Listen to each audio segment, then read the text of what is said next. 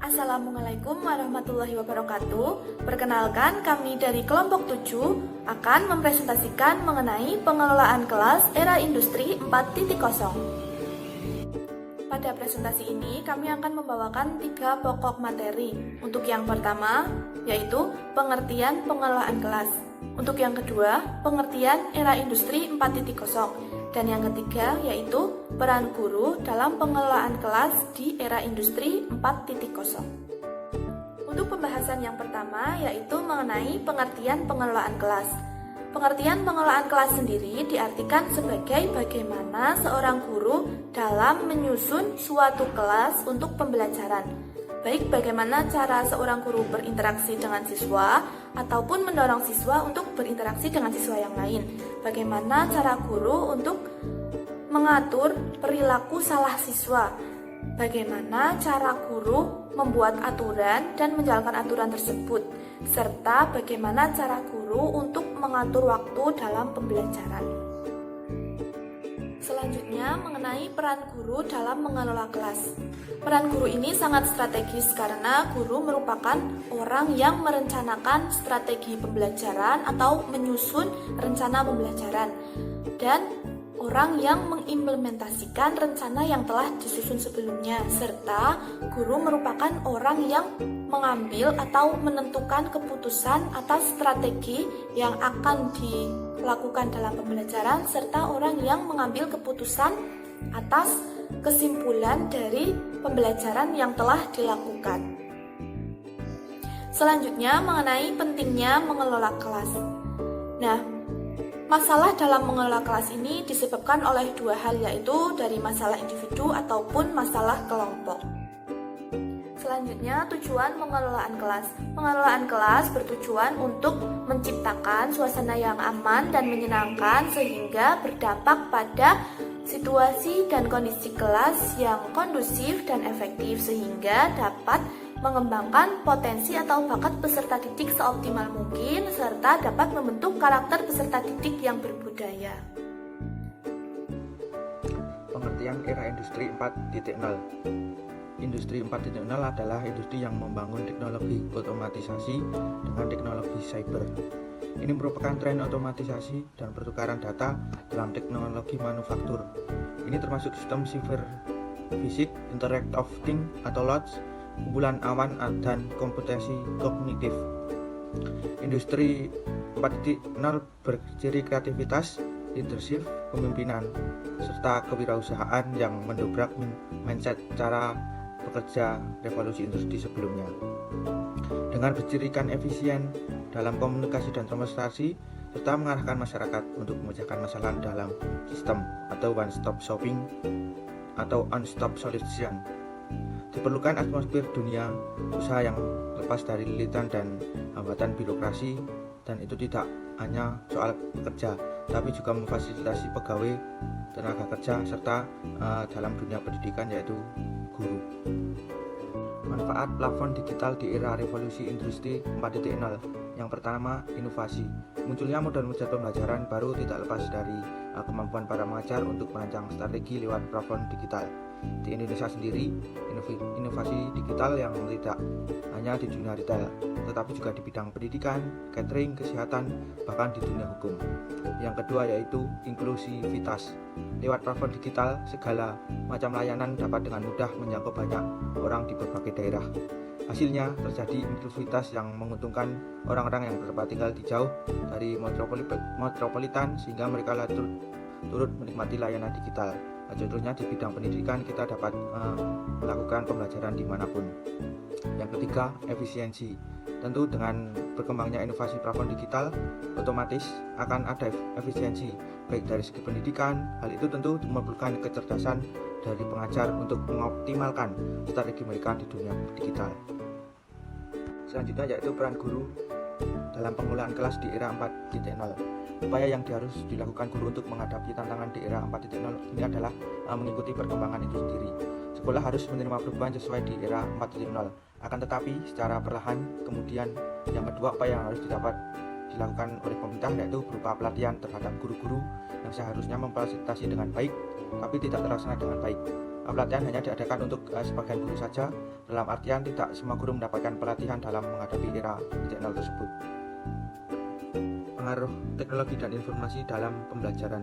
Kondisi pembelajaran melalui perantara teknologi memberi peluang terjadinya proses belajar yang aktif, sehingga kemampuan peserta didik yang lambat akan memperoleh layanan pembelajaran yang sesuai dengan kapasitas masing-masing. TIK dalam bentuk komputer dan internet telah terbukti efektif dan produktif menunjang proses pembelajaran.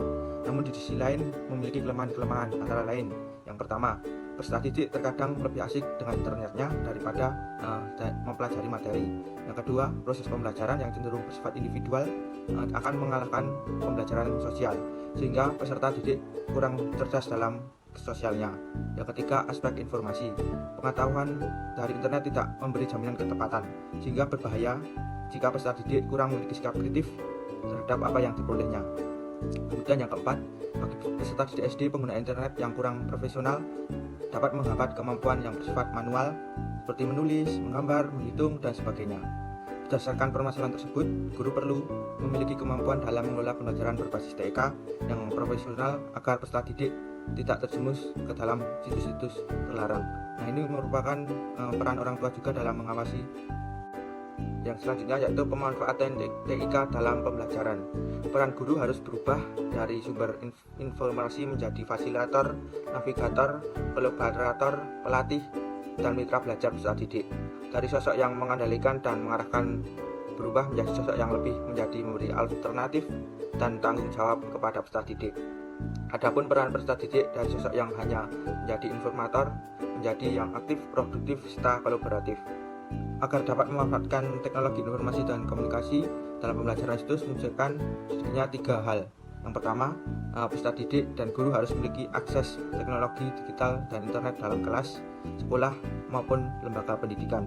Yang kedua, harus tersedianya materi yang berkualitas dan dukungan sosial budaya bagi peserta didik serta guru.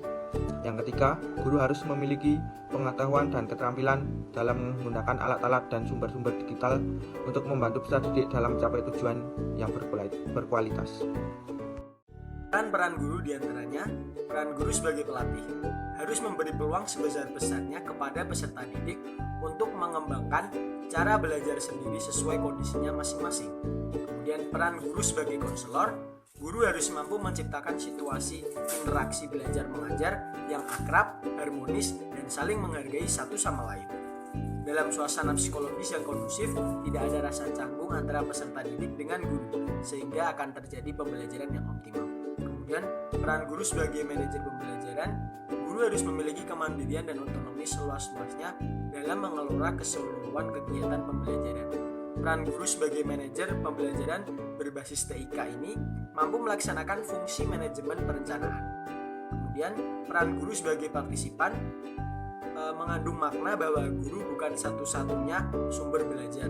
Peran guru sebagai fasilitator, organisator, mediator, dan lain-lain. Bahkan guru tidak hanya berperilaku mengajar, membimbing, tetapi juga belajar bersama peserta didik. Kemudian, peran guru sebagai pemimpin. Guru harus mampu menggerakkan peserta didik, mewujudkan perilaku belajar menuju tercapainya tujuan pendidikan. Guru juga harus bertanggung jawab terhadap berbagai kegiatan lain di luar kegiatan mengajar. Peran bahkan semua orang terutama kepribadiannya yang mulia dan bermoral, sehingga dapat dijadikan panutan oleh peserta didiknya. Kemudian, peran guru sebagai pembelajar, guru harus terus-menerus belajar TIK untuk meningkatkan kualitas kompetensinya agar proses pembelajaran menjadi semakin menarik. Kemudian, peran guru sebagai penulis, guru harus selalu kreatif dan inovatif untuk menghasilkan berbagai karya tulis yang baru untuk melaksanakan tugas-tugas di profesinya. Kemudian, penggunaan platform untuk menarik simpati anak dalam belajar. Hal yang dilakukan guru adalah membuat pembelajaran semenarik mungkin agar peserta didik dapat mempelajari pelajaran dengan baik dan merata tanpa membedakan peserta didik. Lalu, yang membuat menarik pembelajaran dan tidak mudah membuat bosan peserta didik adalah pemanfaatan PowerPoint untuk proses belajar mengajar. PowerPoint dapat digunakan untuk pembelajaran dan PowerPoint juga dapat dibuat animasi serta dalam PowerPoint dapat juga ditambahi animasi untuk menarik perhatian peserta didik. Selain PowerPoint, media lain untuk mengoptimalkan hasil belajar peserta didik bisa melalui WhatsApp, YouTube, Quizizz, dan blog atau mungkin aplikasi media pembelajaran lainnya. Kemudian manfaat penggunaan platform sebagai sarana belajar, yaitu diantaranya 1. Tugas bisa diberikan dengan berbagai alternatif dan metode. Kedua, bisa menganalisis performa perkembangan siswa. Yang ketiga, materi bisa dilakukan diulang atau diulang lagi. Oke, sekian presentasi dari kelompok 7. Bila ada salah kata mohon maaf.